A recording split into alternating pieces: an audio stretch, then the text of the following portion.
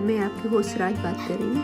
आज मैं आपसे शेयर कर रही हूँ नींबू का अचार। मैंने एक बहुत बड़ी साइज़ का नींबू लिया है, उसको छोटे छोटे पीस किए, अदरक का बड़ा पीस लिया, उसको जूलियन कट किया है, और तकरीबन 25 से 30 ग्रीन मिर्ची, हाई चिली जो बहुत तेज़ होती है, उसको हाफ काटा है।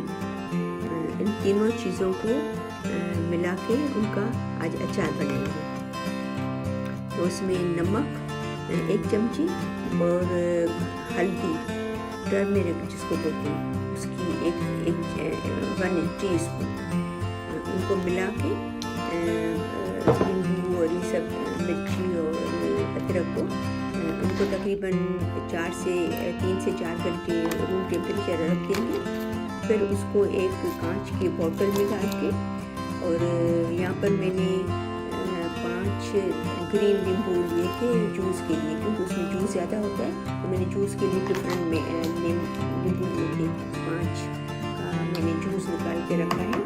तो उसको बोतल में मिक्स किया हुआ, ये 3-4 घंटे के बाद उसको बोतल में डालूंगी, किसी भी कांच की बोतल में।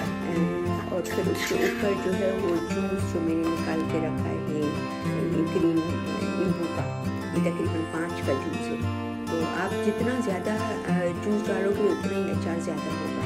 तो जितना डिप रहेगा नींबू के रस में उतना ही अच्छा होगा। तो इसको रख के